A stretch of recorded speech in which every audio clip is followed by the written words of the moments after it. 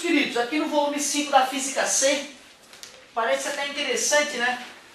Apesar de nós já termos estudado o que é corrente elétrica, imagina lá um fio, né? Aí tem partículas se deslocando lá dentro do fio, né? O pessoal até inicialmente achava que eram partículas positivas, depois se descobriu que eram os elétrons, na verdade. Então, embora a gente desenhe I nos fios, que é a intensidade de corrente elétrica, esse é o sentido convencional. O real é o oposto, lembra?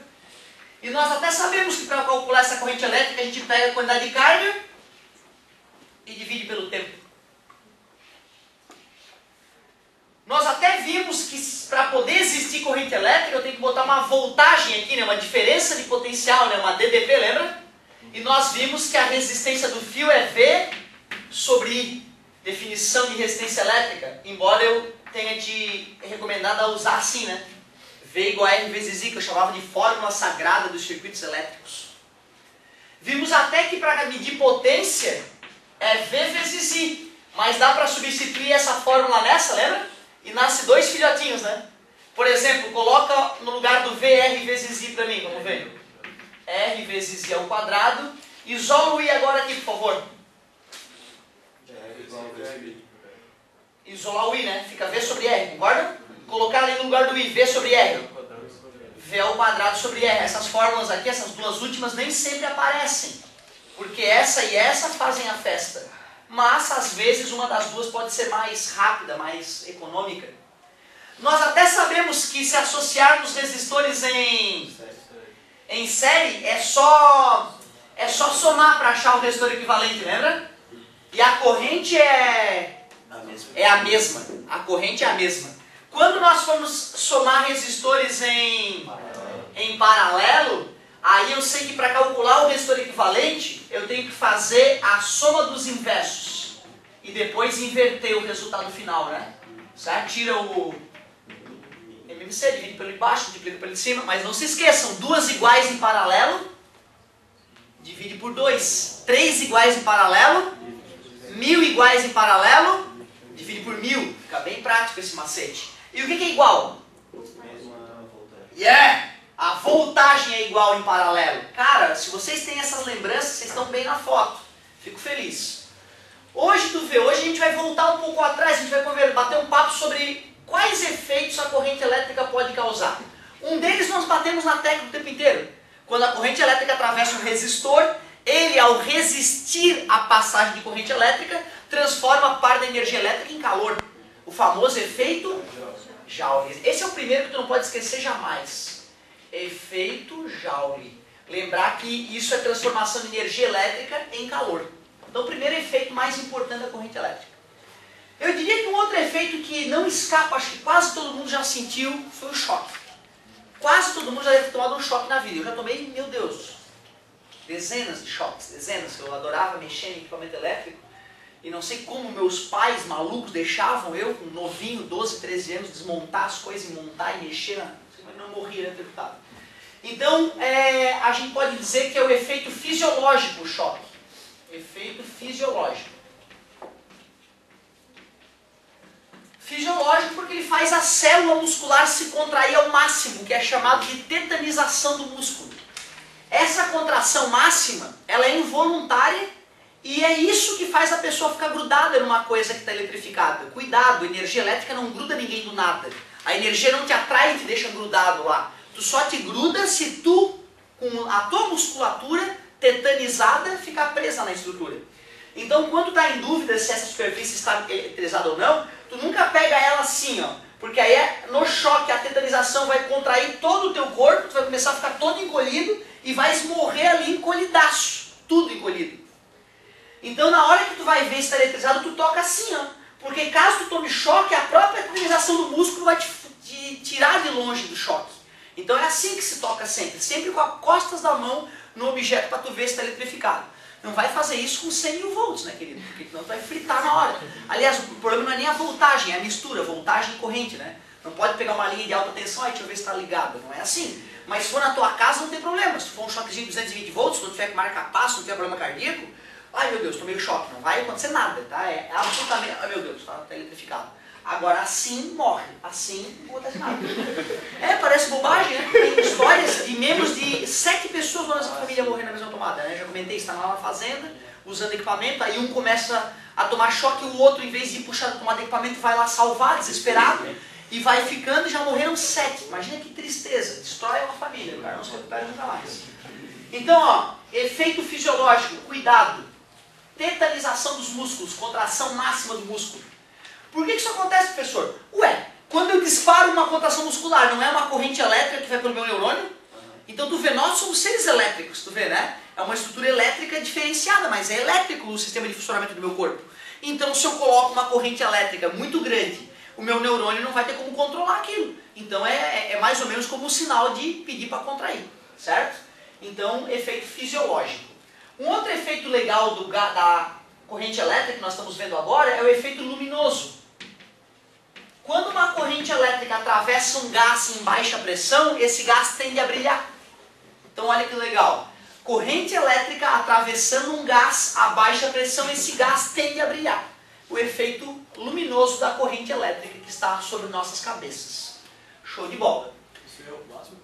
Ótimo, legal. Poderíamos até chamar de plasma aqui, ó, que é quando o gás, né, começa a brilhar, a gente chama estado de plasma. Parabéns, garoto. É isso aí. Podemos dizer que o efeito luminoso da corrente elétrica é quando a gente gera plasma usando a corrente elétrica. Muito bom, muito boa colocação.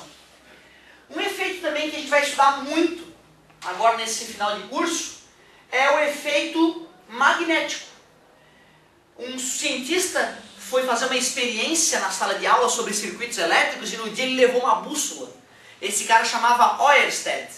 Esse sujeito, na famosa experiência de Ørsted, ele percebeu que quando ele ligava o circuito elétrico do lado da bússola, era uma bússola grande, estava incomodando no bolso, ele colocou em cima da mesa, por acaso, no dia da aula. E aí ele, galerinha, em série, em paralelo, brilha a lâmpadazinha. E aí ele começou a olhar para a bússola, ligava a corrente elétrica, a bússola se perdia. Desligava a corrente elétrica, a bússola apontava para o norte. Ele, se fosse um religioso, né, faria o sinal da cruz e pronto.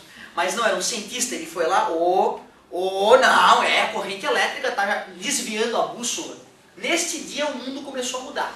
Nesse dia o cara estava começando a perceber que corrente elétrica gera campo magnético, que interfere na bússola.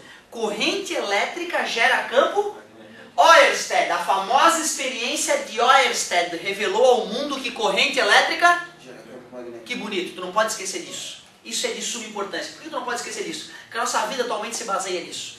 Se agora tem corrente elétrica aqui, é porque lá em Tubarão, lá na Jorge Lacerda, tem ímãs sendo girados dentro de bobinas. E se corrente elétrica gera campo magnético pode gerar corrente elétrica, que acontece lá em Tubarão. Tem ímã em qualquer usina de geração de energia. E o legal, não interessa se a energia é eólica, hidráulica, nuclear ou térmica, como a de Jorge Lacerda. Em todas as usinas geradoras de energia, exceto as solares, exceto alguns tipos de energia solares, que é direto, né? Pega a energia solar e converte em energia elétrica através das fotocélulas, certo? Diferente da energia solar que pega o sol, esquenta a água e com esse vapor de água faz uma turbina girar para gerar energia elétrica, que aí é com ímã. Todas as outras é ímã girando em volta de fio enrolado. Futuramente tu vai entender melhor isso. Isso é o contrário desse efeito que eu vou colocar aqui, que é o efeito magnético. Magnético. Experiência de Ørsted. Experiência de Ørsted, o cara que descobriu que corrente elétrica. E aí, já que a natureza tem os dois lados da moeda, posso supor que campo magnético pode gerar, só que aí nós vamos aprender como, não é de qualquer maneira. Não adianta deixar o ímã parado perto do fio, achar que o fio vai começar a transmitir corrente elétrica. Tem uma técnicazinha para fazer isso acontecer. Muito obrigado, querido. E esquecer se não me ajudasse. O efeito químico da corrente elétrica, que é o último que está faltando de discutir, é um efeito também muito usado na indústria. A indústria usa esse efeito para, por exemplo, galvanização ou pintura eletrostática. Os carros são pintados assim. Porque tu imagina, né? Eu pego lá uma superfície que eu quero pintar, eu pego a tinta e faço assim, vai tinta, jogo a tinta na superfície. Isso é uma coisa. Outra coisa é eu deixar a tinta negativa e deixar a estrutura, os opostos. Não vou precisar nem arremessar a tinta só de se aproximar da estrutura ela mesma gruda. Porque os opostos se atraem, gruda com vontade. Diferente de eu arremessar, né? Certo? Até porque a partícula de tinta arremessada pode bater e voltar, inclusive, né? Espirrar a tinta para todo que é lado. Pintura eletrostática é diferente. Então como é que é a pintura eletrostática? Eu pego lá um tanque com tinta, certo? Coloco ele no polo, por exemplo, positivo de uma bateria. E no polo negativo da bateria, eu coloco na estrutura que eu quero pintar. E aí vai ter uma corrente elétrica entre esses caras aqui, não é? Porque um está positivamente e o outro está negativamente carregado. Os opostos? Ah, mas são os elétrons, não é? Que vão de um lado para o outro. Né? Nesse caso, o elétron viria do cara negativo para o cara positivo. Seria esse o caminho, né? Vai acabar descascando o meu material. Vou trocar aqui os polos. Vou deixar esse positivo e esse negativo. Agora eu sei que os elétrons vão vir da tinta, que é metálica, para o material. E como a tinta vai ser carregada junto com a corrente elétrica, vai aderir de um jeito muito melhor. Por isso que hoje em dia os carros pintados por pintura eletrostática, que são mergulhados num recipiente com tinta, e não só isso, a carcaça do carro que vai ser pintada está conectada num polo de uma bateria, de uma DDP, diferente da tinta, que é metálica, que é condutora. Então vai ser uma pintura tão eficiente que se alguém for lá e for tentar lixar, ele não vai conseguir. Ele vai ter que pegar alguma coisa, uma esmerilhadeira e tirar a camada de tinta na marra. Só com uma lixinha não sai. Fica punk. Aí o fabricante fala, 10 anos de garantia de corrosão. Claro, né? Certo? Uma pintura dessa, a fábrica fica segura de que o carro só vai enferrujar se o cara fizer uma cagada, pegar uma esmerilhadeira e expor um pedaço do metal e depois deixar aquele pedaço exposto durante anos. Então tá tranquilo, a fábrica vai lá e fala, 10 anos de garantia. Algumas fábricas, garantia vitalícia na carroceria. Essa é perigosa, né? Essa é perigosa, né? Garantia pro resto da vida, né? E o filho do cara vai ter a garantia, aí fica um pouco perigoso, né? Pode quebrar a empresa depois de alguns anos, mas... E aquela conectar a batata em algum lugar e gera energia. Legal, garoto, parabéns. Isso na verdade é uma pilha. É a mesma maneira da pilha. Né? Eu acho que a maneira mais legal de fazer pilha em casa, pra galera lembrar como é pegar o limão, um percevejo, aquelas taxinhas, sabe taxinha? E um clipe. O limão é ácido, então é a ponte sal, vai fazer o papel de ponte salina. Lembra da química? O percevejo é um tipo de metal, né? Tem um pouquinho de cobre, geralmente, ele é amareladinho, lembra? Ou bronze. E o clipe ele é mais branquinho, lembra? Então é ferroso. Tu espeta o limão, abre o clipe, né? Espeta o clipe no limão de um lado e do outro lado espeta o percevejo. 2 fiozinhos e uma lâmpadazinha do carrinho do teu irmão mais novo que tu desmontou. Desmonta lá o carrinho, aquele bem vagabundinho, né? Que não vai fazer falta. E aí, cara, ao ligar os 2 pedaços metálicos na pilhazinha, a pilha acende, cara. A pilha acende. Um limão, um clipe e um percevejo. Uma maneira idiota de fazer uma pilha. É a mesma coisa. A gente pode trocar o limão por uma batata, certo? Ela não pode estar muito seca, né? Precisa estar úmida para a corrente elétrica poder fluir ali por ela. Usa 2 metais diferentes de preferência, né? Um de cada lado da batata, e vai funcionar. Agora, olha só que interessante. O efeito químico é quando eu uso a corrente elétrica para uma reação química ocorrer mais rápido, por exemplo, pelos cátions e ânions estarem sendo carregados pela corrente elétrica, certo?